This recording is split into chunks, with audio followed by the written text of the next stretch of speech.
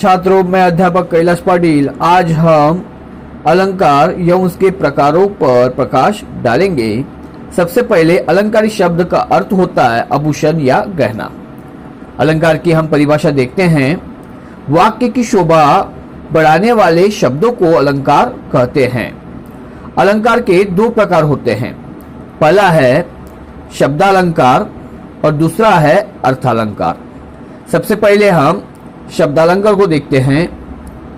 जब काव्य में शब्दों के विशिष्ट प्रयोग से सौंदर्य और चमत्कार उत्पन्न होता है, वह शब्दालंकार होता है। अब शब्दालंकार के हम प्रकार देखते हैं। सबसे पहला प्रकार है अनुप्रास। देखिए, अनुप्रास अलंकार की परिभाषा देखते हैं। जब एक ही वर्ण या अक्षर बार बार आए तो वह अनुप्रास अलंकार होता है। देखिए, एक ही वर्ण बार बार आता है। उदाहरण देखते हैं। तरनी तनुजा तट तमाम तमाल तरुवर बहु छाय। देखिए, भारतेंदु हरिश्चंद्र की पंक्ति है जिसमें त यह वर्ण बार बार आया हुआ है। तरनी तनुजा तट तमाल तरुवर। यहां पर देखिए दूसरा उदाहरण देखिए। चारू चंद्र की चंचल किरणें खेल रही थी जलथल में। मैत्रेय गुप्त की ये पंक्ति है। तो यहां पर देखिए च जो वर्ण है जो बार बार आया है उसकी पुनरुक्ति हुई है, इसलिए वहां पर कौन सा अलंकार है? अनुप्रास अलंकार है। दूसरा प्रकार है यमक अलंकार। जब एक ही शब्द का दो या दो से अधिक बार प्रयोग हुआ हो लेकिन प्रत्येक बार अर्थ अलग हो तो वह यमक अलंकार होता है। कि उदाहरण देखते हैं।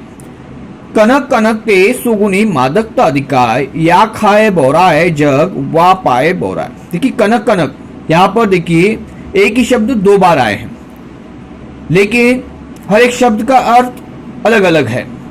एक कनक शब्द का अर्थ है सोना, तो दूसरा कनक शब्द का है धतूरा।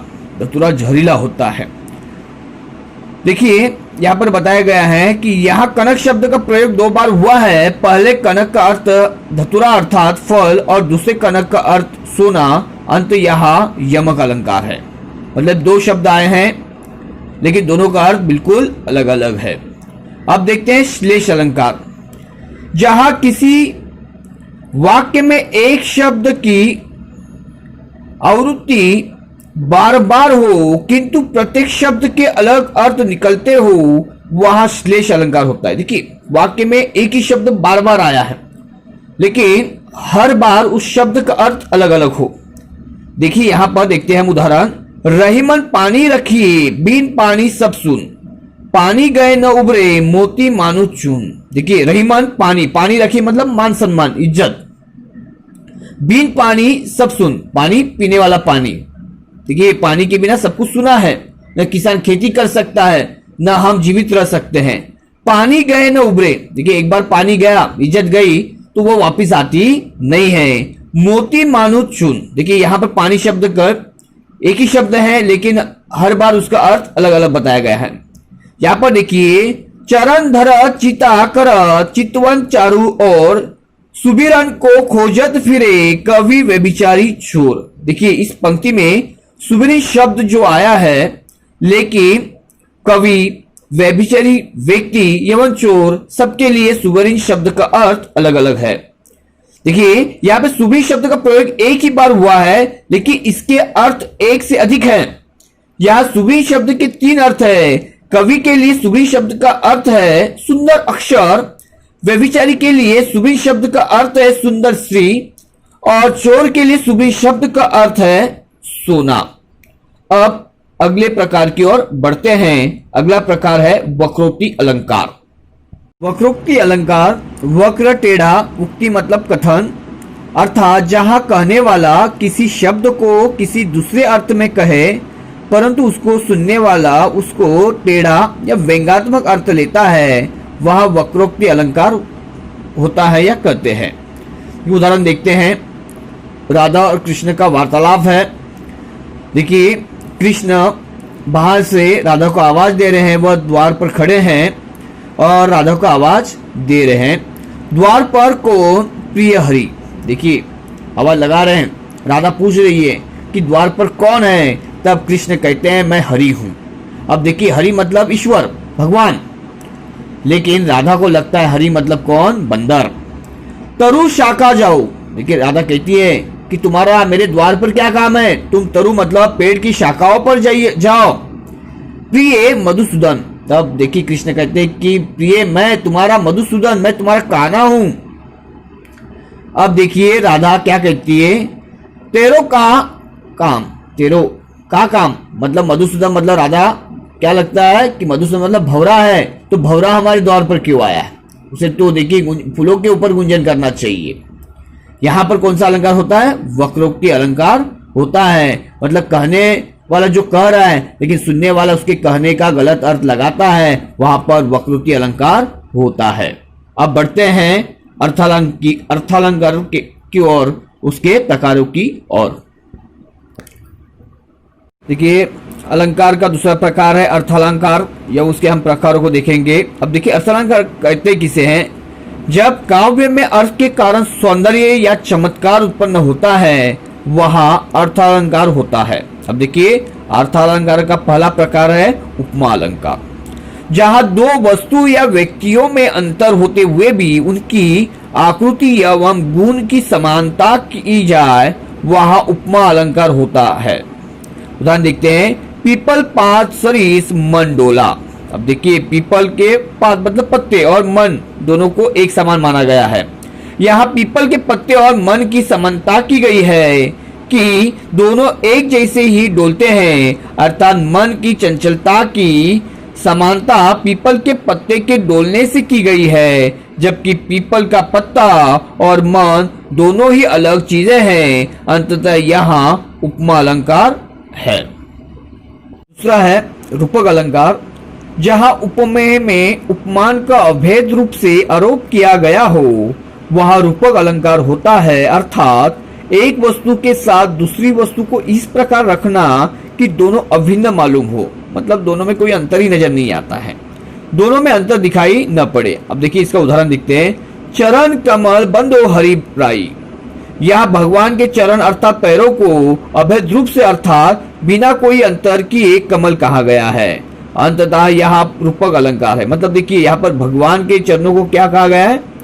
कमल कहा गया। और देखिए दोनों में कोई अंतर ही नजर नहीं आ रहा है। दूसरा उदाहरण देखते हैं, पायो जी मैंने राम रतन धन पायो। यहाँ पर देखिए राम को, प्रभु राम को यहाँ पर रत्न के रूप में और धन के रूप में दिखा गया है, और दोनों को इस तरह से रखा गया है कि दोनों में देखिए कोई अंतर नजर नहीं आ रहा है, कोई भेद नजर नहीं आ रहा है। वहां पर कौन सा अलंकार होता है? रूपक अलंकार होता है। तीसरा है अतिशोक्ति अलंकार।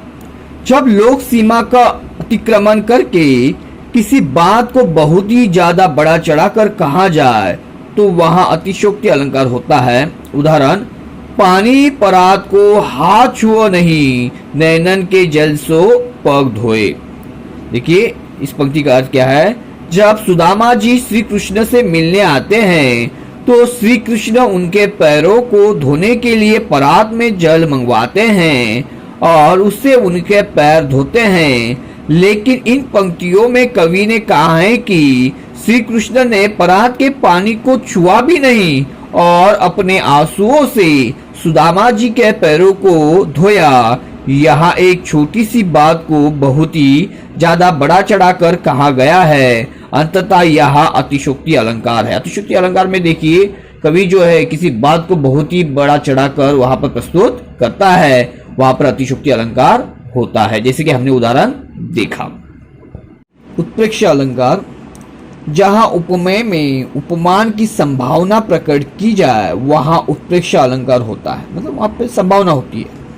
देखिए उदाहरण देखते हैं, उस काल मारे क्रोध के तनु कांपने उनका लगा, मानो हवा के जोर से सोता हुआ सागर जगा। अब देखिए इस उदाहरण में क्या कहा गया है? या कवि ने कहा है कि अर्जुन को क्रोध आया तो क्रोध से उनका शरीर कांपने लगा। ऐसा माना जा सकता है कि हवा के ताकत से सागर की बहुत बड़ी बड़ी लहरें उठने लगी। ऐसा संभव नहीं है, लेकिन फिर भी कवि ने अर्जुन के क्रोध से सागर के उठने की संभावना प्रकट की है। अंततः यह उत्प्रेक्ष अलंकार है, संभावना की है कि ऐसा हो सकता है। आप देखिए उत्प्रेक्षा अलंकार को पहचानेंगे कैसे, तो देखिए उत्प्रेक्षा अलंकार का जो उदाहरण होता है उसमें मानो, मनु, मनुहु, जानो, जनु, जनुहु इत्यादि शब्दों या शब्दों का प्रयोग होता है या शब्द आते हैं तो वहां पर उत्प्रेक्षा अलंकार होता है। पांचवा है दृष्टांत अलंकार। दृष्टांत का अर्थ है उदाहरण। किसी बात की सत्यता प्रमाणित करने के लिए उसी ढंग की कोई दूसरी बात कही जाती है जिससे पूर्व कथन की प्रामाणिकता या विश्वसनीयता सिद्ध हो जाए, वह दृष्टांत अलंकार होता है। अब देखिए उदाहरण, एक मैन में 2 तलवारें कभी नहीं रह सकती। देखिए एक मैन में कितनी तलवारें? 2। किसी और पर प्रेम पति का नारियां नहीं सह सकती। इसी बात को देखिए, अगर कोई विवाहित स्त्री है, अगर उसका पति किसी और से प्रेम करता है तो वो कभी बर्दाश्त नहीं कर सकती। और इसी बात को उन्होंने देखिए कौन से उदाहरण के माध्यम से यहाँ पर प्रकट किया है या प्रस्तुत किया है, एक मैन में 2 तलवारें कभी रह नहीं सकती है। इस प्रकार अलंकार और उनके जो भेद है, शब्दालंकार और अर्थालंकार, उनके प्रकारों को हमने इस प्रकार देखा है।